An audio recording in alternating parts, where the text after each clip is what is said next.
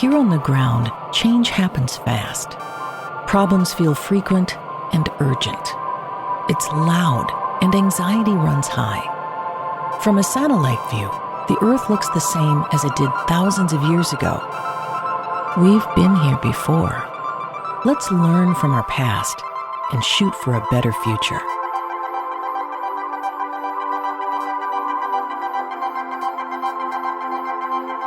Hello and welcome to this week's episode of A Satellite View. I'm Todd Mikkelson, your host, speaking at you from Sunday, August 10th, 2025, in the space and time continuum. I have almost no notes. I had a great weekend where we're recording my wife Heidi's band. She goes under the name Emmeline Muchmore, of course. So we're recording new music with her three bandmates here in our studio in our basement. And I'm in charge, believe it or not. So it's been a really fun weekend. I keep telling you to do the things in your life that you love to do. Don't let this administration, this Trump administration, steal your life from you. Enjoy your life. And that's what we've been doing this whole weekend. I still wanted to do the podcast for you because I had some thoughts about what Kamala said more than a week ago now. I mentioned it last week. It prompted some more thoughts that I wanted to share with you. The world is changing. I think we're going to really feel a big change in the near future in a lot of things around the world. Now, of course, we have weather has been really pretty wild this summer. Here in Minnesota, a lot of rain and then no rain and then a lot of smoke from the wildfires in Canada. A lot of heat, kind of unusual. I remember 20 years ago when the main part of my life, the main focus in my life was to be on Lake Minnetonka in my crappy little 16-foot boat that I loved, but it sank. Anyway, I remember feeling like, man, it's going to be 70 degrees still at 10 o'clock this evening. That's really unusual. Well, that was 20 years ago. Now that's the norm here in Minnesota. These changes in the weather, climate change, earthquakes, volcanoes erupting that hadn't erupted for 500 to 800 years. The Pacific plate, the plate under the Pacific Ocean, seems to be shaking. Did you notice how there were tsunami warnings? People evacuating? And then the tsunamis didn't happen? They were expecting, 10 to 12 or more feet, and maybe 1 or 2 feet waves. The tsunamis, that's a science. We know when there's a 8.8 on the Richter scale earthquake, we have scientific ways of determining what's going to happen after that. Tsunamis are going to happen after that because it was right on the coast of the Pacific Ocean in Russia. Tsunamis are going to hit Hawaii, Alaska, Canada, the United States, West Coast, probably Japan, and probably parts of Russia. And people were evacuated. There were tsunami warnings. And then they didn't happen. The tsunamis did not come. What was that all about? How do you feel? Again, go inside yourself and ask yourself, what is going on there? I know what I think, and it's an extremely positive thing, an extremely positive sign as to what's going on in realms that we are not privy to. We may not have access to, or most of us maybe may not have access to knowing what's going on here. And those are some kind of philosophical things, right? But I want to talk about some things down here on the ground. Those are the thoughts that Kamala put in my head. If you remember, Kamala was on the Stephen Colbert show about a week or so after Stephen Colbert announced that his show is going to end in May because CBS is stopping that show, even though it was the highest rated show of that time slot, late night show, highest rated late night show, most watched, and they are getting rid of it. Colbert himself has become emboldened because of this. Kamala went on the show. She seems to be emboldened and said that the system is broken. And I talked about how big a deal that was in the last episode last week. Also, the show South Park, I'm sure you've heard a lot about it. They had their second episode since they started this new contract. And they are not holding anything back. They have the show on that same, Colbert and South Park are both linked to Paramount now. And South Park's not afraid. Stephen Colbert's not afraid. Kamala Harris is not afraid. You see the Trump administration doing all these distractions, and this is precisely why this show's a little different. First of all, I had a really great weekend working on music, but I still had these thoughts I wanted to share with you. I was still excited about doing the podcast for you this week. I wasn't going to let my mood of being immersed in recording music, one of the favorite things for me to do in my life, I wasn't going to let that stop me from doing the podcast. I obviously have not rehearsed my thoughts here very much, but the fact that they're emboldened and that Kamala Harris is now saying, I don't want to be back in the system because the system is broken. This takes me back. Let's go back right now. Just with me, in my experiences, back to the year 2011 and 2012. I was running for the Minnesota State House of Representatives in a very red district. In 2012, the biggest issue was gay marriage because the Republicans in Minnesota wanted to change the state constitution to make it permanently illegal for gays to get married. And what ended up happening was, if they would have not done that, probably gay marriage would have taken longer to be legalized. But in reaction to that, one of the, I think still to this day, best campaigns ran in the history of the United States by Richard Karlbaum, somebody that I met back then. He started a campaign that was called Vote No. And it meant vote no against the Republicans trying to change the Minnesota state constitution. An incredible campaign Richard Karlbaum oversaw. And that measure got overwhelmingly voted against. And then, within a year, I think it was, if I'm remembering correctly, within a year, the Minnesota state legislature legalized gay marriage in the state of Minnesota. And within another year or two, and I might be wrong about that, the timeline I might be wrong about, but soon, within a few to a couple years after that, the United States legalized gay marriage. And a lot of this was because of how hard the Republicans were fighting against gay marriage. Now, here's what I'm talking about as far as the system, being in the system and out of the system. When I started as a candidate, there were very few political activists. There were, I would go to our Senate district meeting, Senate District Committee of the Democratic Party in Minnesota, called the DFL. I've said that many times before. So I'm just saying that because I'm so used to calling it the DFL. So when I say DFL, that means the Democratic Party of Minnesota. And I would go to these committee hearings, and it would be me and maybe two people, the chairperson and maybe one other person.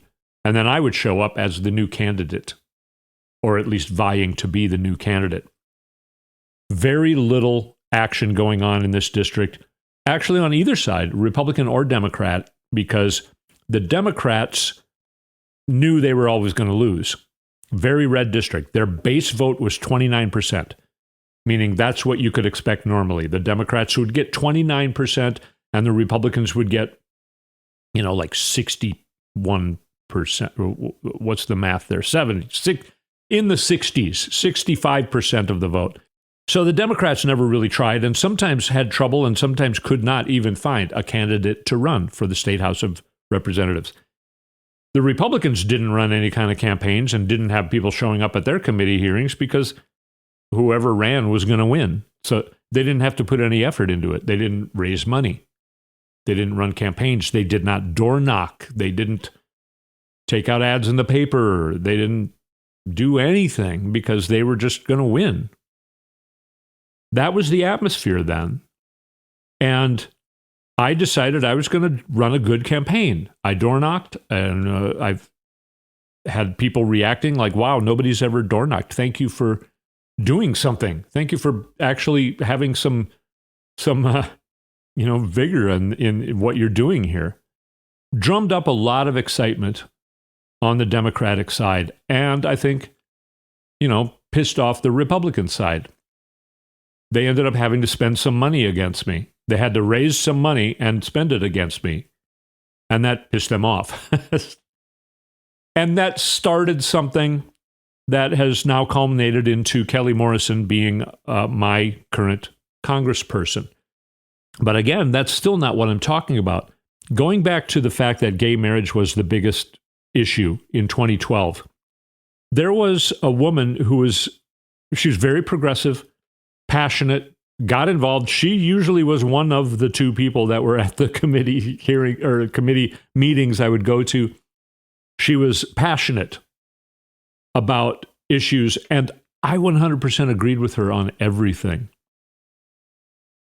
But I was the candidate. I was running within the system. She never had done that. She hadn't put a lot of thought into that particular thing because she was just passionate about things and wanted to be involved and did everything she could think of to be involved. She wasn't thinking about the politics. She was thinking about the actual issues. And I agreed with her 100%.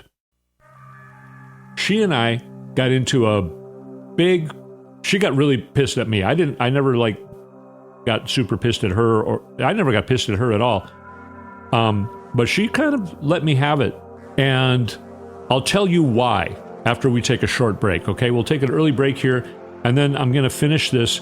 But believe it or not, I'm going to come around to making a point that I really want you to ponder on, because I think this is where we're moving. I think this is where not just the United States, but the world is moving toward. And it just kind of dawned on me, inspired by what Kamala Harris said on the Stephen Colbert Show and throughout her campaign. So I will tell you about that when we come back. You're listening to a satellite view. I'm really in recording music mode. I'm like, I feel all like I didn't put any prep into this show. But it's very fun to just talk candidly with you. I hope it's working well for you. So let's take a short break. You're listening to A Satellite View. We'll be right back.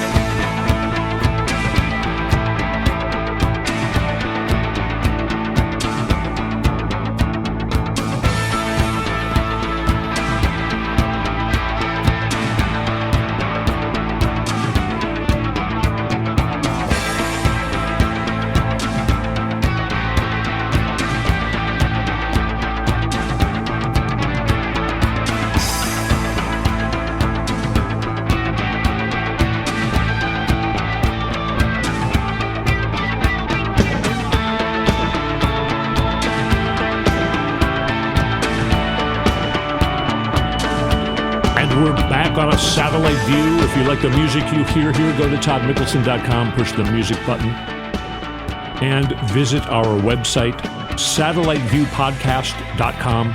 Sign up to be on our emailer.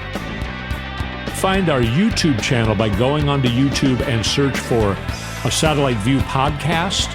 You can find us there. You can go to our site and then subscribe to the YouTube channel. It's free. Completely free. And you can watch this and other shows in their entirety on video. And also thank you if you're listening in your car or wherever you are listening to the audio podcast. Again, I'm so grateful that you're here. Hearing from more and more people who tell me they tune in every week, and it's just astonishing to me, and I'm so grateful. So thank you for being here with me.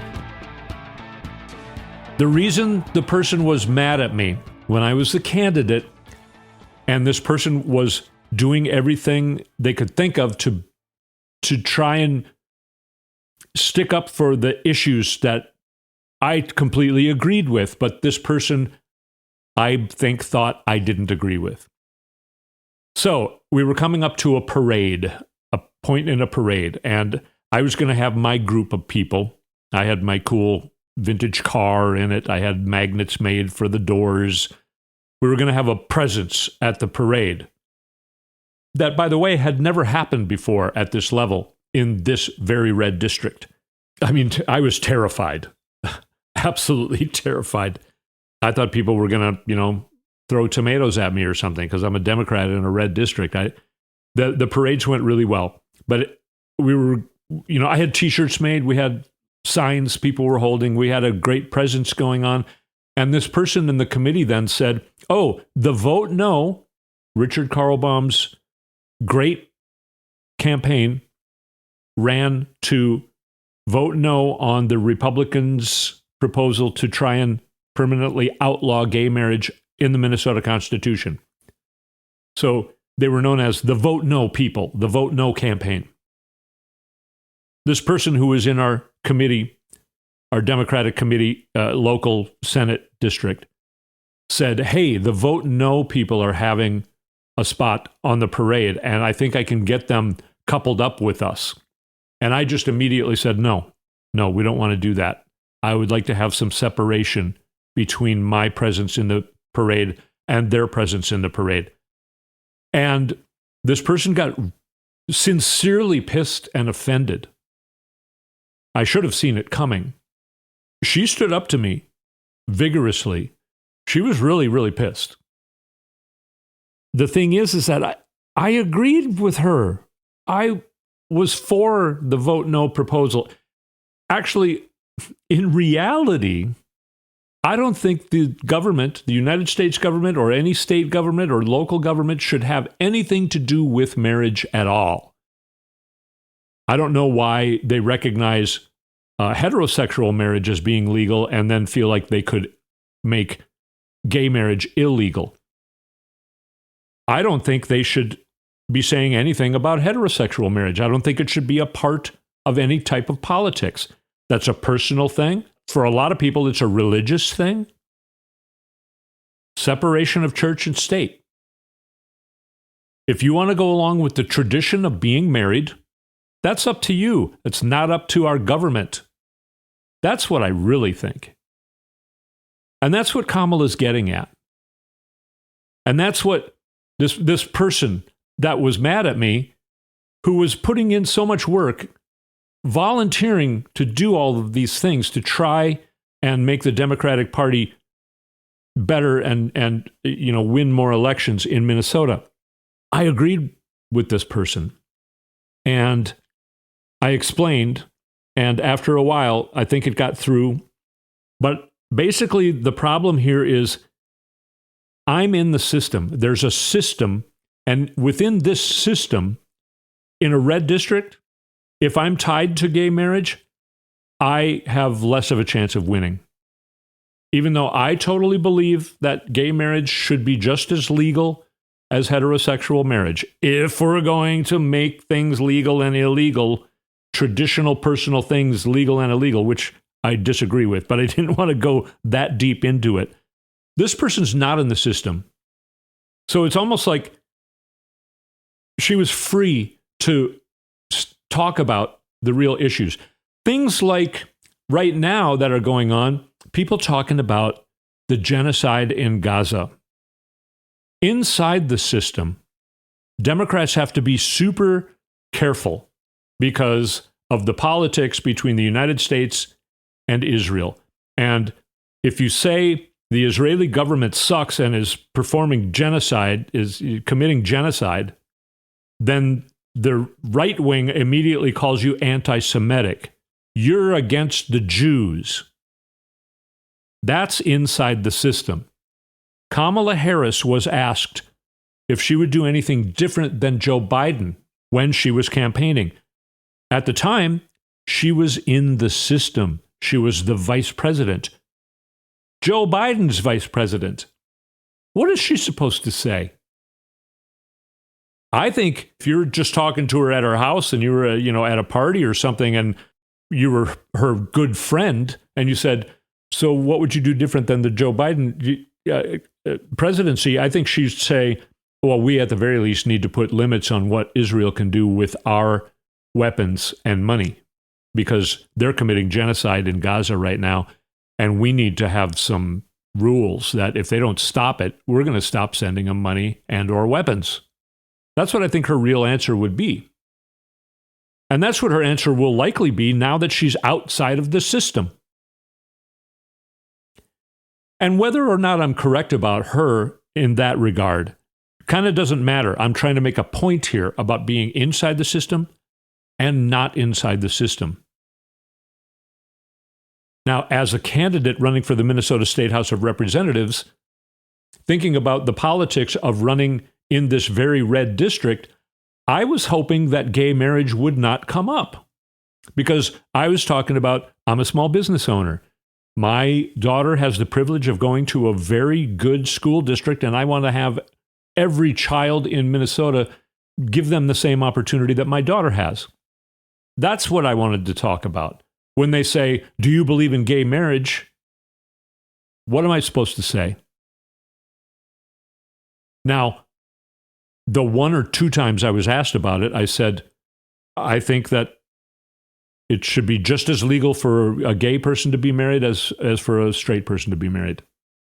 Something to that effect is what I said. And jokingly, I could say, I think gay people have just as much of a right to be unhappy in a marriage as a straight person. But, of course, I am now in a happy marriage, so it's not really that funny of a joke, I guess. Anyway, personally, I would explain that I don't think government should have a hand in marriage at all. I don't think heterosexual marriage, I don't think straight marriage should be legal in accordance with our government. I don't think our government should have a say on it whatsoever. So outside of the system, that's my answer. Inside of the system, I was just hoping it didn't come up. Same with Kamala. I'm sure she was hoping, I hope nobody asks me what I would do different than Joe Biden, because I would do things different than Joe Biden. But I'm also currently his vice president. Inside the system. Joe Biden was inside the system. Barack Obama was inside the system when he just gave too many things to the Republican Party when he was passing the Affordable Care Act. He let too many teeth be taken out. He wants universal Medicare. So does Kamala, so does Joe, so does probably Bill Clinton. John F. Kennedy openly talked about it. That was 60 years ago. More than 65 years ago. Anyway, inside the system and outside the system, the fact that Stephen Colbert is now outside the system, he's kind of no longer working for CBS. I mean, he could basically strip naked and what are they going to fire him? Because that would just further vilify CBS. He can do anything he wants to.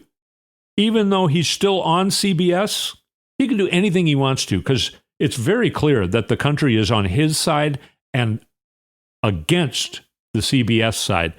Stephen Colbert has been freed from being inside the system. And you watch what happens to him in the coming years. He's going to be more powerful than he is now as far as whatever kind of entertainer and political being.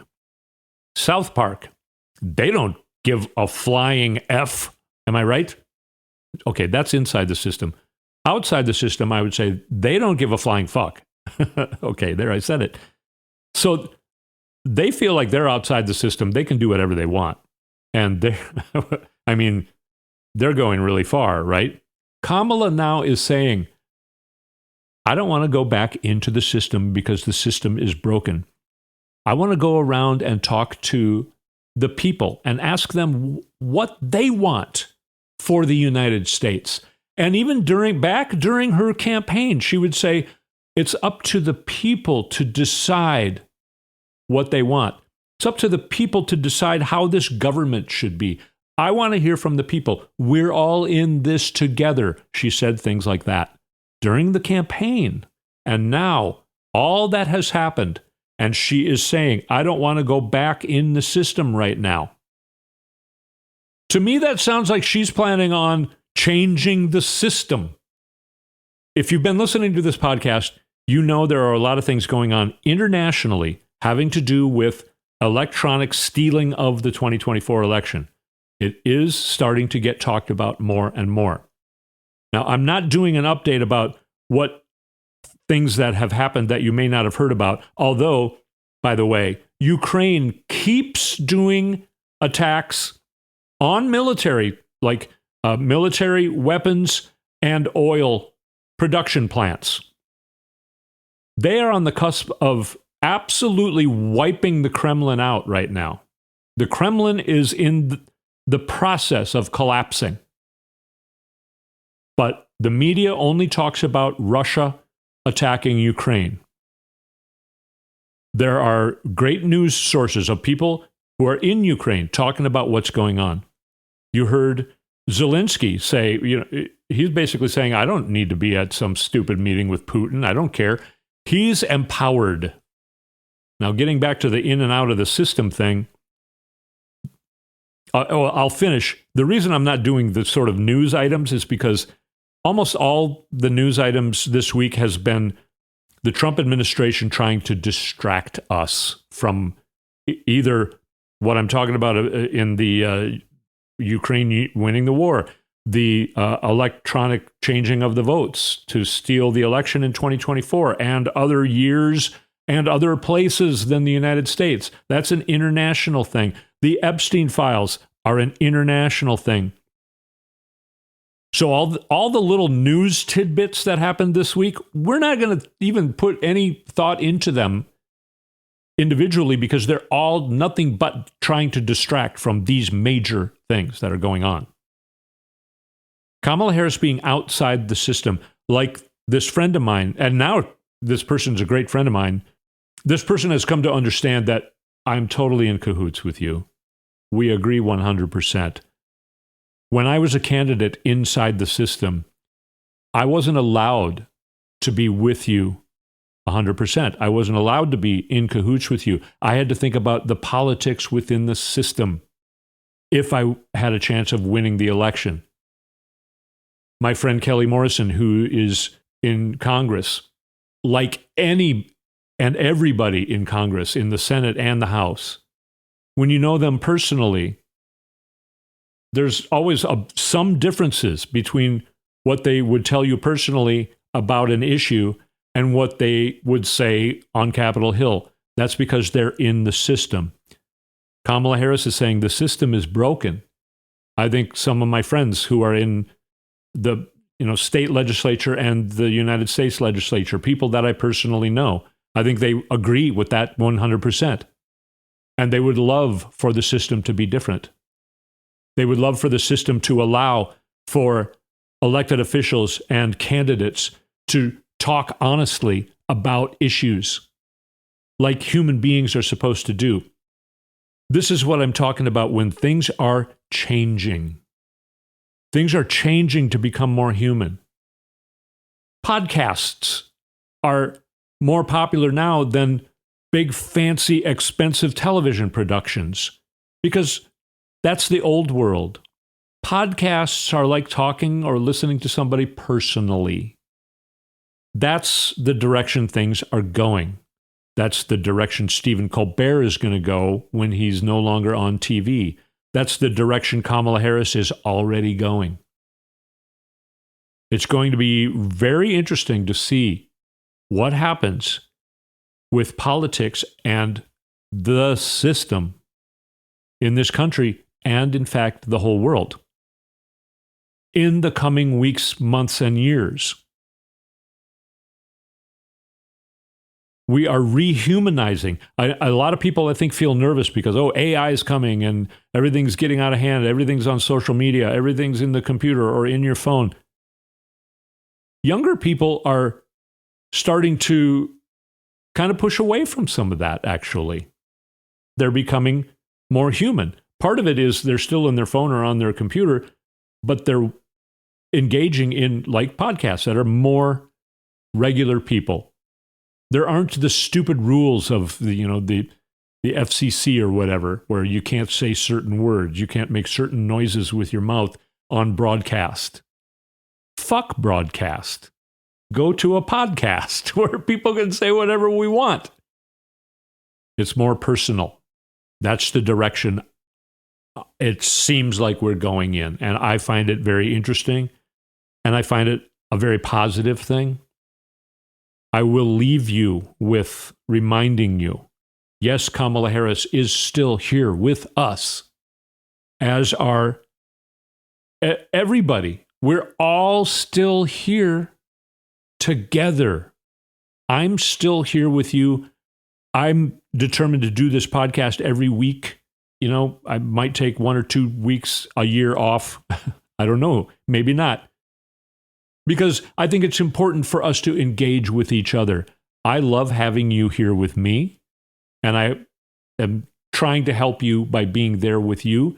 We're in this together, and the more we fight, the more we win. A lot of protests again, if you want to call them that. I call them rallies. A lot of people gathering together against the Trump regime this weekend. We're all in this together. We're all fighting for the same thing. You even see people like Marjorie Taylor Greene has said that she's done with the Republican Party. I mean, wow. Things are changing. It's starting to feel like, are things changing quickly now? I don't know.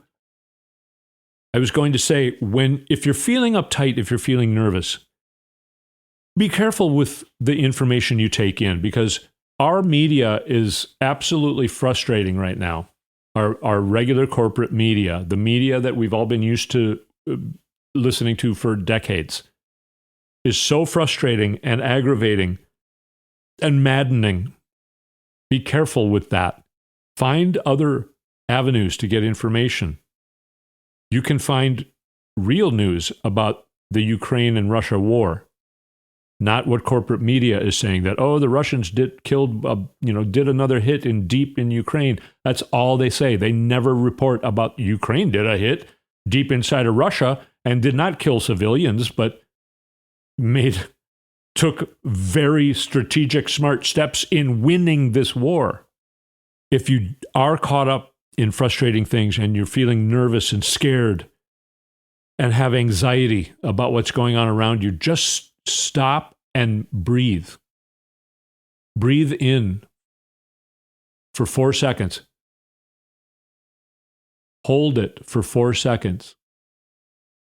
And then breathe it out for 4 seconds. Do it again. And do that again. And do that again. And concentrate on your breathing. And then remember, you're not alone. We're all in this together. Things are changing for the better. It's just that you're not going to find that if you're watching TV, CBS. You're not going to find it if you're watching corporate media, if that's where you're getting your information. Remind yourself, we are all in this together. The tens or hundreds of thousands of people who gather so often, every few weekends or so, sometimes every weekend, they're all here with you. They're on your side. We're all in this together. Breathe. Pay attention to your breathing. Take your mind off of what's giving you anxiety. Feel and listen to yourself. Breathe. And then remember, you're not alone here. You're not alone in this anxiety. As a matter of fact, you don't need to have that anxiety. All right. I hope that can help you. I hope coming to this show this week has been helpful. I just wanted to say some thoughts. I didn't prep for it. I wanted to kind of see how that went, by the way. But, having my focus on something that I love to do all weekend was great. And it did not take me out of the brain space of doing this podcast. And I'm going to keep experimenting. I'm always going to bring you tidbits that you may not have heard when I think they're important. Things like actually Ukraine is on the verge of bringing down the Kremlin. But I'm not going to talk about, Donald Trump is trying to throw Obama in jail. I'm just not going to give you that bullshit, because that's all it is. So anyway, thank you so much for joining me this week on A Satellite View, and I will speak at you next week.